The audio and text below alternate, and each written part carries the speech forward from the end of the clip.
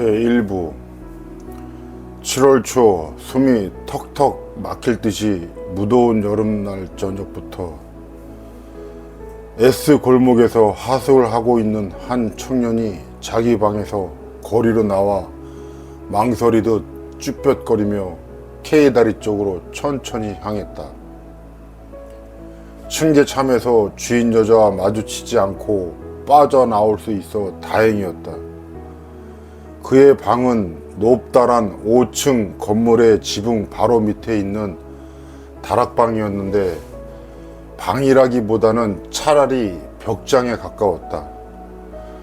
식사와 잔심부름 및 청소를 하는 한영까지 포함해 하숙을 제공해주는 주인 여자는 그의 하숙방 바로 아래층에 따로 살고 있었으므로 밖으로 나갈 때마다 그는 거의 언제나 층계참으로 문이 활짝 열려있는 여주인의 부엌 옆을 반드시 지나가야만 했다.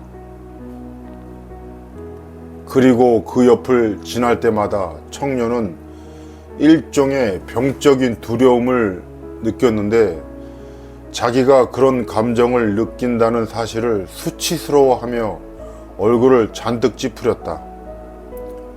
하숙비가 꽤나 많이 밀려 있었기 때문에 여주인을 마주치기가 두려웠던 것이다.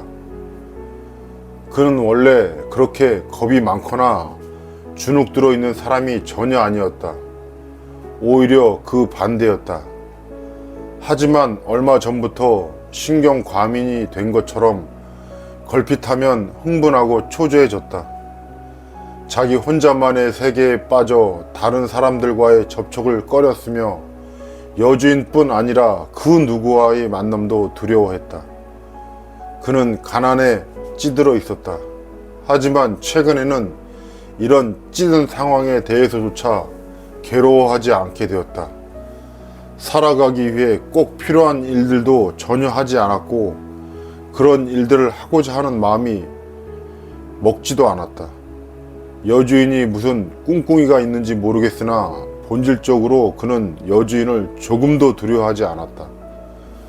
그러나 층계참에서 마주치게 되면 멈춰서서 자기와는 아무런 상관도 없는 이런저런 평범하게 짝이 없는 무의미한 헛소리를 들어야 하고 밀린 하숙비를 좀 달라며 귀찮게 위협하고 애원하는 소리를 들어야 했다.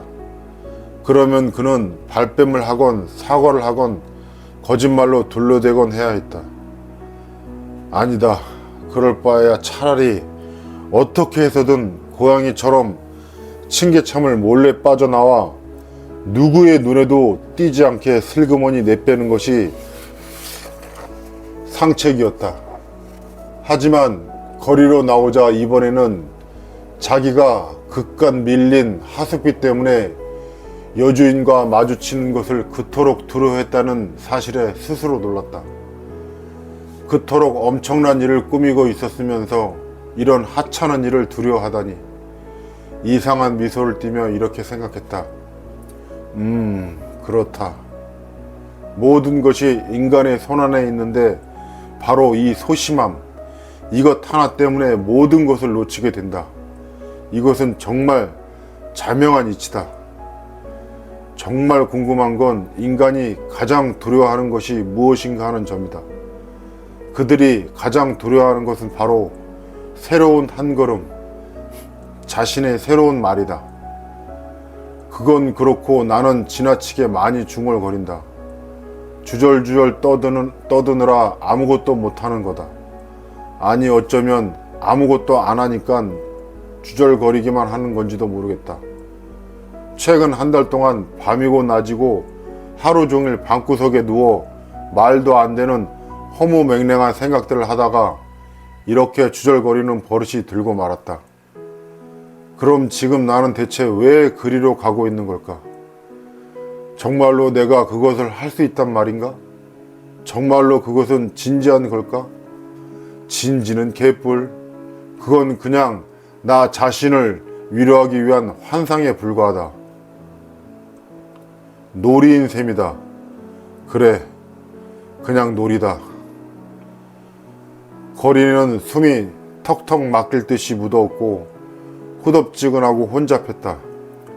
어디를 가나 석회, 목재, 벽돌, 먼지, 그리고 여름 별장을 빌릴 여유가 없는 페테르부르크인이라면 누구나 아주 잘 알고 있는 도시에서 나는 여름에 독특한 악취가 가득했다. 이 모든 것이 합해져 그러지 않아도 약해질 대로 약해진 청년의 신경을 한꺼번에 불쾌하게 흔들어 놓았다. 이 지역에 특히 많은 선술집에서 나는 악취와 평일 대낮인데도 계속해서 마주치게 되는 술 취한 사람들의 그림이 색채에 마지막 터치를 더해 역겹고 음울한 작품을 완성하는 듯했다. 극도의 혐오감이 한순간 청년의 섬세한 얼굴 위에 나타났다. 사라졌다. 말이 나온 김에 잠깐 밝혀두자면 그는 아름다운 검은 눈동자와 아마빛 머리칼을 한 중키 이상 되는 호리호리하고 늘씬한 체격을 갖춘 아주 잘생긴 청년이었다. 그러나 그는 곧 깊은 사색에 빠져들었다. 아니, 사색이라기보다는 차라리 어떤 망각 상태에 빠졌다고 하는 것이 옳은 표현일 것이다. 그는 자기 주위에서 무슨 일이 일어나고 있는지를 알아차리지 못했다. 아니, 그런 데는 전혀 관심도 두지 않고 그저 길을 걸어가고 있었다.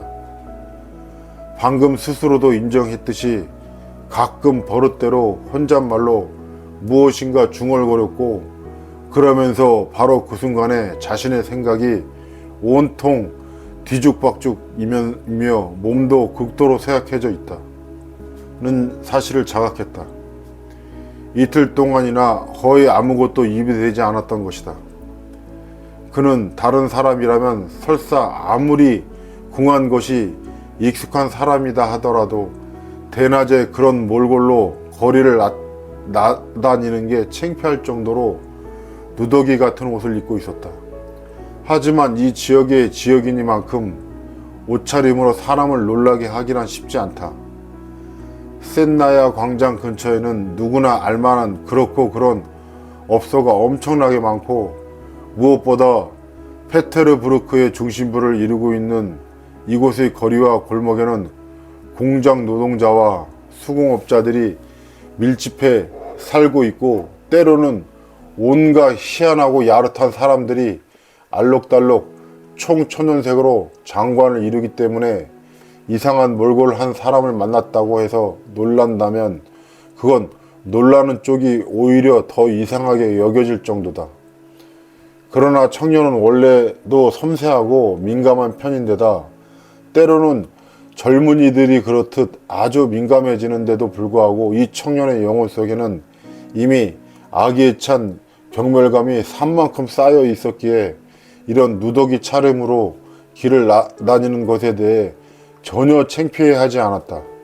물론 아는 사람이나 그가 전혀 만나고 싶지 않은 동료들을 만나면서 그건 좀 사정이 다르겠지만, 그러나 바로 그때 술 취한 어떤 사람이 그런 시간에 왜 어디로 가는지 모르겠지만 어마어마하게 커다란 말이 메어있는 어마어마하게 큰 진마차를 몰고 지나가며 갑자기 소리를 질렀다.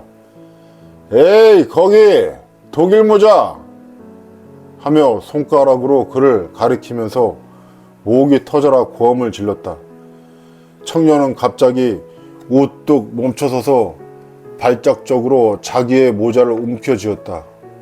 이 모자는 높고 윗부분이 둥근 침엄한 제품이었지만 이미 낡을 대로 낡고 완전히 불구죽죽하고 구멍이 숭숭하고 얼룩투성이에 챙도 없고 눈뜨고 못 볼 정도로 한쪽으로 찌부러져 꼴이 말이 아니었다. 그러나 지금 그가 모자를 움켜쥔 것은 창피해서가 아니었다. 그것은 전혀 다른 감정이었는데 오히려 경악과도 같은 것이었다. 내 이럴 줄 알았지. 그는 당혹스러워하며 중얼거렸다. 이럴 거라고 생각했어. 이게 바로 가장 고약한 거라니까. 이런 바보 같은 것, 이런 진부하고 사소한 것이 모든 계획을 망쳐버리는 법이야. 맞아, 이 모자는 너무 눈에 띄어. 이 누더기 같은 옷에는 학생모가 필요해. 이런 낫도깨비 같은 게 아니라 아무리 낡아도 평평한 학생모가 필요하단 말이야. 이런 모자를 쓰고 다니는 사람은 아무도 없어.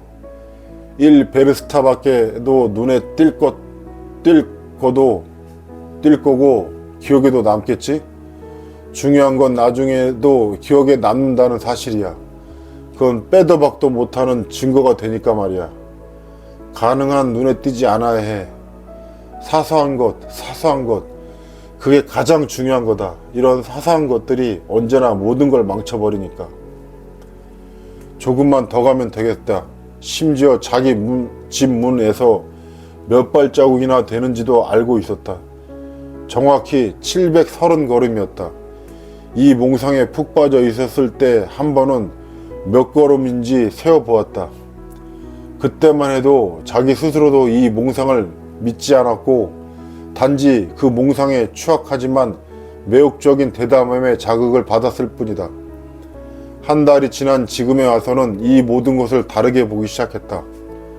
자신의 무기력함과 우유부단함에 대한 조롱 섞인 독배에도 불구하고 또 여전히 자기 자신은 이 모든 것을 하나도 믿지 않으면서 이 추악한 몽상을 자신도 모르게 하나의 계획으로까지 여기게 되었다.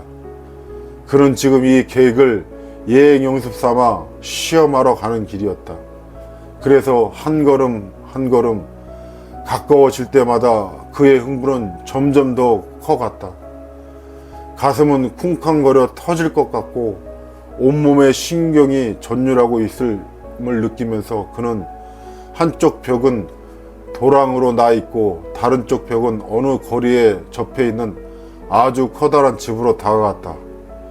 이 집은 전체가 다 자잘한 새방으로 되어 있었고 거기에는 바느질하는 사람, 철공, 식모, 여러 부류의 독일인들, 몸을 팔아먹고 사는 아가씨들, 하급 관료 등 온갖 종류의 일에 종사하는 사람들이 새들어 살고 있었다. 그래서 집의 양쪽 문과 양쪽 마당에는 들고 나는 사람들이 바삐 오가고 있었다. 그곳에는 서너 명의 문지기가 일을 하고 있었다. 청년은 그중 아무도 마주치지 않아 몹시 흡족해하며 대물에 들어서서는 눈에 띄지 않게 곧장 오른쪽 계단으로 몰래 숨어들었다. 계단은 어둡고 좁은 뒷계단이었지만 그는 이미 이 모든 것을 알고 있었고 철저히 연구했기에 이런 모든 상황이 아주 마음에 들었다. 이렇게 깜깜하면 제 아무리 호기심에 찬 시선이라도 그다지 위험하지 않을 것이기 때문이었다. 지금도 이렇게 조마조마한데 막상 실제로 그 일을 행동에 옮길 때는 대체 어떻게 될까? 4층으로 올라가며 저도 모르게 이렇게 생각했다. 거기서 퇴역 군인으로 보이는 짐꾼들이 한 방에서 가구를 드러내느라 그의 길을 가로막았다. 그는 이 방에 독일인 관리가 가족과 함께 살고 있다는 사실을 오래전부터 알고 있었다. 이 독일인이 지금 이사를 간다는 말이군. 그 말은 곧 4층 전체, 그러니까 2층 전체에 당분간은 노파 혼자 남는다는 소리인데 아주 좋아. 만일의 경우 말이지. 그는 다시 이런 생각을 하며 노파가 사는 집에 초인종을 울렸다.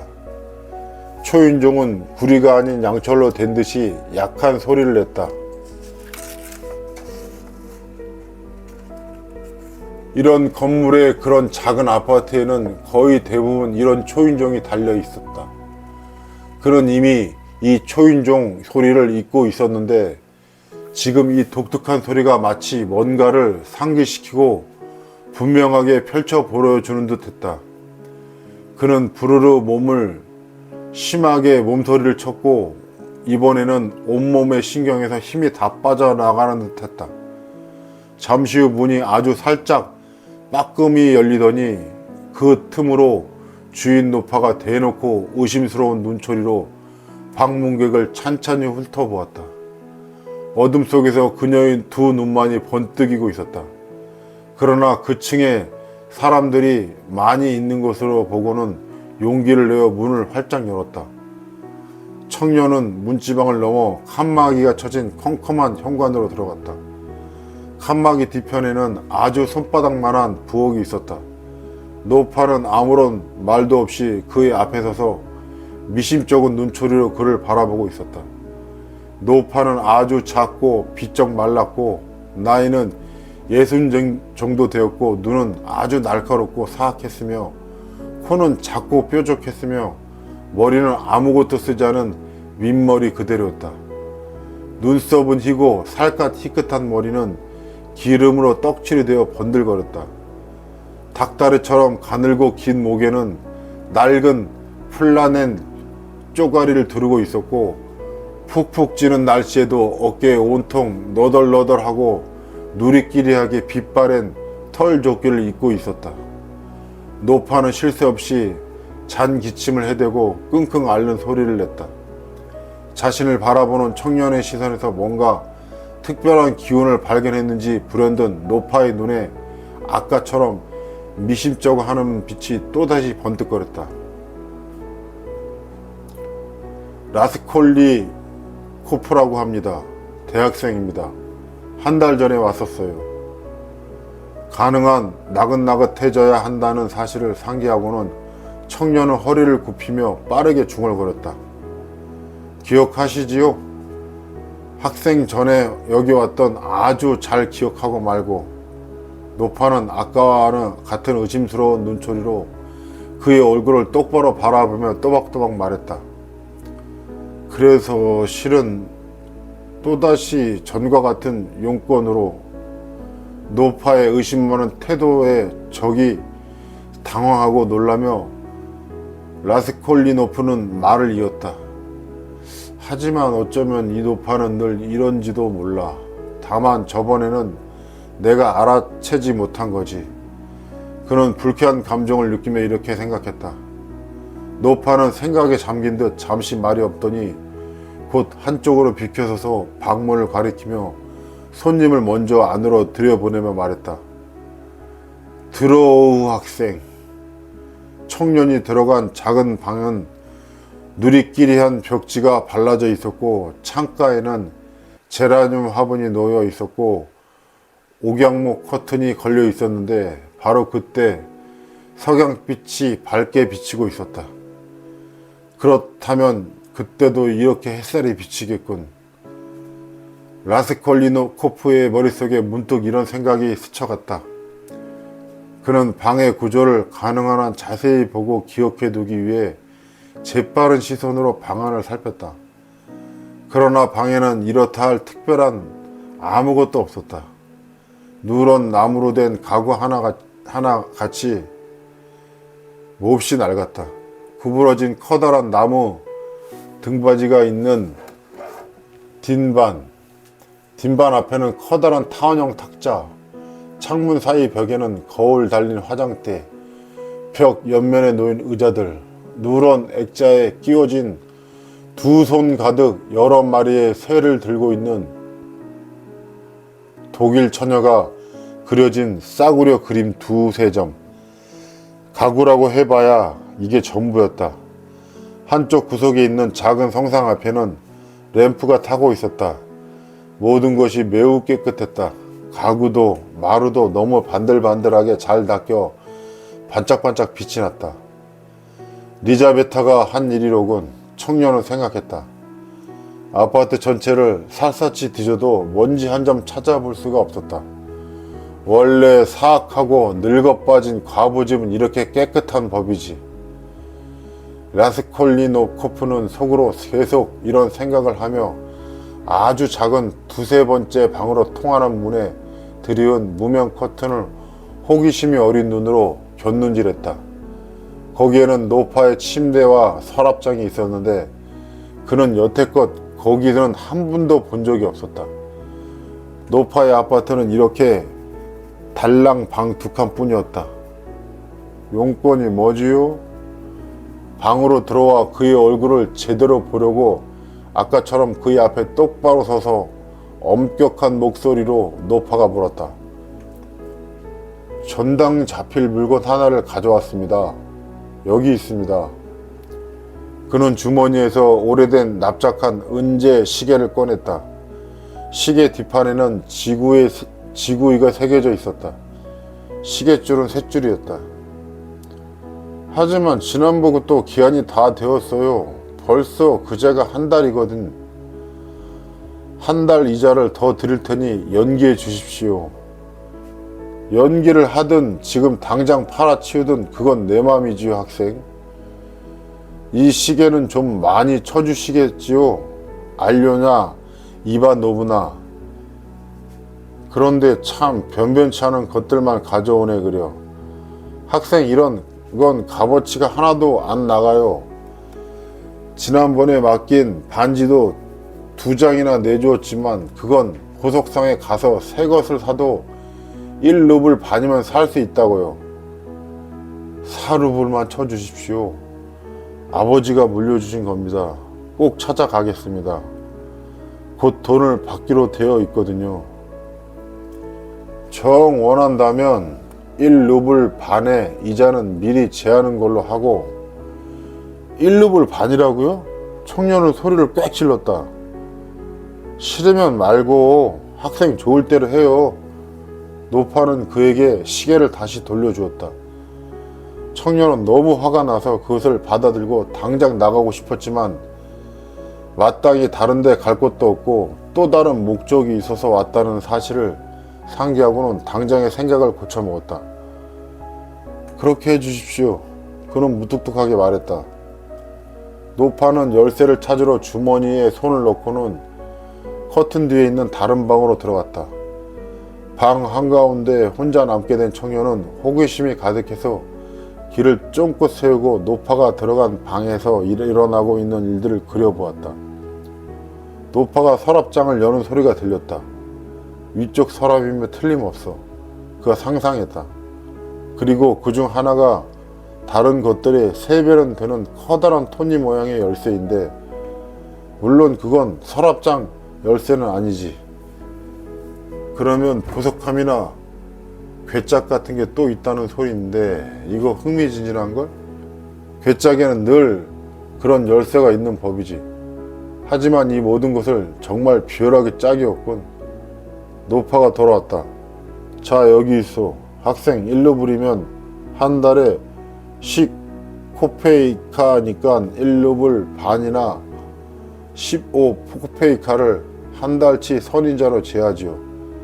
그리고 먼저 번 이 루블도 이런 식으로 계산하면 20코페이카를 선이자로 더 계산해야 해요. 그러면 다 합해서 35코페이카가 되지. 지금 학생이 시계값으로 반은 돈으로 다 합해서 1루블 15코페이카가 되지. 자, 여기 받아요. 뭐라고요? 그럼 이제는 1루블 15코페이카라고요? 맞아요. 정확히 그렇지. 청년은 실랑이를 그만두고 돈을 받았다. 그는 아직도 뭔가 할 말이 있는 듯, 아직 뭔가 일이 더 있는 듯 서둘러 나가지 않고 물끄러미 노파를 바라보았다. 하지만 자신도 그것이 무엇인지 모른다는 듯이 알료나 이바노브나 어쩌면 며칠 안에 하나 더 가져올지도 모르겠습니다. 은으로 된 아주 괜찮은 담뱃값 하나를 친구에게서 돌려받는 대로 곧. 그는 당황해서 횡설수설하다 입을 다물었다. 그건 그때 가서 얘기하자고요, 학생. 그럼 안녕히 계십시오. 그런데 집에는 늘 혼자 계십니까? 동생분은 안 계세요? 청년은 현관으로 나오며 가능한 허물없는 어조로 물었다. 그런데 내 동생한테 무슨 볼일이라도 있어, 학생? 아니요, 별건 아닙니다. 그냥 물어본 겁니다. 그런데 할머니는 곧 그럼 이만 안녕히 계십시오. 알료나 이바노브나. 라스콜리노프는 완전히 당황해서 허둥지둥 밖으로 나왔다. 당혹스러움은 점점 더 심해졌다. 계단을 내려오며 갑자기 무슨 충격이라도 받은 듯 몇 번이나 문득문득 멈춰서서 서 있기까지 했다. 그리고 마침내 거리에 나오자 이렇게 외쳤다. 마옵소서, 이 모든 것이 얼마나 역겨운가. 정말로 내가 아니야. 이건 말도 안 되는 일이고 어리석은 짓이다. 그는 단호하게 이렇게 덧붙였다. 그리고 어쩌다 그렇게 끔찍한 생각이 내 머릿속에 들어올 수 있었단 말인가. 하지만 내 심장이라면 어떤 추악한 일이라도 능히 할 수 있겠지? 무엇보다 이 더럽고 추악하고 혐오스럽다. 정말 혐오스럽다. 그런데 나는 한 달 내내. 그러나 그는 자신의 흥분된 마음을 말로도 절규로도 표현할 수가 없었다. 아주 크고 아주 분명하게 나타나서 이 우물함으로부터 어떻게 벗어나야 할지 알 수가 없었다. 그는 마치 술 취한 사람처럼 지나가는 사람들을 알아채지도 못하고 그들과 마구 부딪히며 인도를 따라 걸었다. 다음 거리에 다다라서야 비로소 정신을 차렸다. 주위를 둘러본 후 자신이 선술집 근처에 서 있다는 것을 알았다. 선술집의 입구는 인도에서 아래로 향하는 계단을 따라 지하층으로 나아 있었다. 바로 그때 문에서 술 취한 사람 2명이 서로에게 몸을 의지한 채 욕설을 퍼부으며 나와서 거리로 올라왔다. 오래 생각하지도 않고 라스콜리노프는 당장에 아래로 내려갔다. 지금까지 그는 단 한 번도 선술집이라는 곳에 들어가 본 적이 없었지만 갑자기 온몸에 힘이 쭉 빠지는 게 배가 고픈 탓이라고 느끼며 문득 시원한 맥주라도 한잔하고 싶어졌다. 그는 어두컴컴하고 더러운 한쪽 구석에 있는 끈적끈적한 탁자 앞에 앉아 맥주를 청하고 첫 잔을 벌컥벌컥 개걸스럽게 들이켰다. 그러자 당장의 기분이 가벼워지고 생각이 맑아졌다. 이 모든 게 말도 안 되는 헛소리야. 그는 희망을 느끼며 이렇게 말했다. 당황할 이유는 전혀 없었던 거야. 몸이 안 좋았던 것뿐이야. 이런 맥주 한 잔? 건빵 한쪽으로도 단번에 이성도 강건해지고 생각도 맑아지고 계획도 확고해지니 말이야. 이 모든 게 쓸데없는 거란 말이지.